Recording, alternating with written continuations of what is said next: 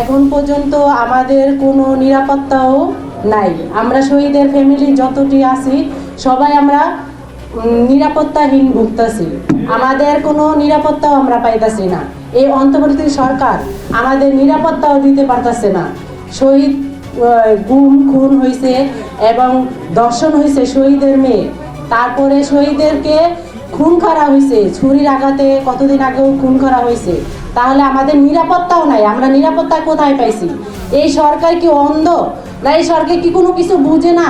উনি কিসের বিনিময়ে এখানে আইসা বসছে? ওনার তো ভাবা উচিত ছিল যে আজকে আমি এখানে আসছি, আমি কোথায় ছিলাম? স্বৈরাচার শেখ হাসিনা যখন ছিল সরকারে তখন তো ওনার কোনো অস্তিত্বই ছিল না। ওনার তো এটা ভাবা উচিত ছিল, কিন্তু উনি ভাবে নাই। উনি বেইমানি করছে, শহীদদের রক্তের সাথে আহতদের সাথে বেইমানি করছে। উনি একজন গাদ্দার সরকার। ওনার আমার এখন ঘৃণা করে, দেখতে ইচ্ছে করে না। ওনার কথা তো শুনবো দূরের কথা, উনি এত বড় গাদ্দারি করবো শহীদের রক্তের সাথে আমরা কখনো ভাবি নাই। আহতদের সাথে এত গাদ্দারি করবো আমরা কখনো ভাবি নাই। আমরা বুঝেছিলাম যে উনি আইসা এই সরকারে বৈশা আমাদের শহীদদের বিচার করবে, হত্যাকারীদের আইনের আওতায় আনবে এবং আহতদের চিকিৎসা করবে। কিছুই করে নাই। উনি যে এত বড় বেঈমান আমাদের কোনো ইয়াই ছিল না। তাইলে যাই হোক, সামনে নির্বাচন আসছে, এমপি তারেক রহমান উনি দেশে আসছে, আমরা আশায় ছিলাম উনি আসবে, আমাদের সাথে দেখা করবে। এই ডক্টর ইউনূস তো আমাদের এই সরকারে বৈশা শহীদ ফ্যামিলিদের ডাকে নাই, একবারের জন্য কি ওনার দেখা করার সুযোগ হয় নাই? তাহলে উনি কত বড় বেইমানি করছে, সব কিছু দিয়ে বেইমানি করছে, সব জায়গা দিয়া। আমাদের শহীদদের কোনো সম্মানও দেয় নাই। আমরা যে শহীদ ফ্যামিলি, ওনার একটা বার ডেকে এই যে 2-3টা ঈদ গেছে একবারও বসে নাই। কেন? ওনার কি বসা উচিত ছিল না? উনি এত বড় বেইমান, সব কিছু দিয়া দেখেন বেইমানি করছে।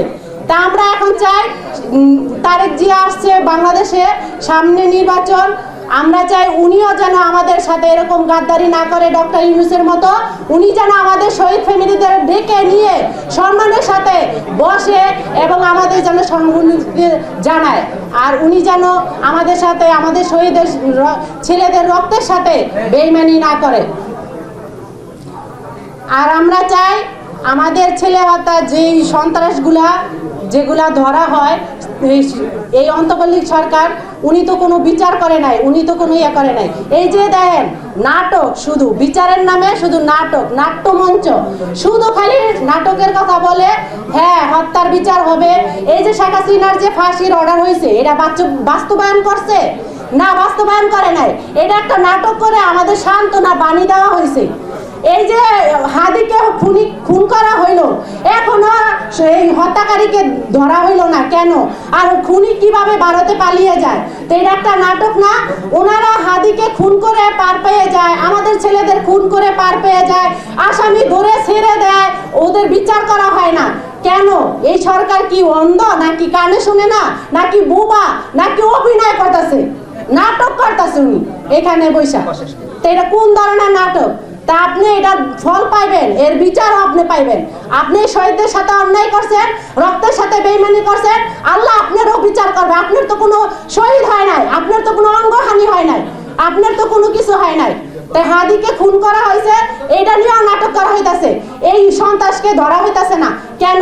হাদিরে তো ওরা ভয় পাইছে, এই জন্য খুন করছে।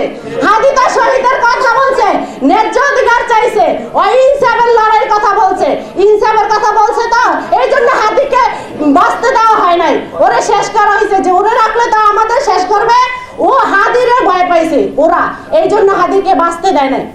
তা আমাদের শহীদদের মাদের মনে অনেক কষ্ট, অনেক দুঃখ।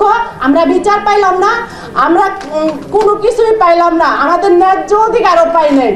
তাই সরকার আমাদের যা করছে, নির্বাচন তো এখন শেষ, তার কিছুই বলার নাই। সামনে যেন এরকম আর না হয়।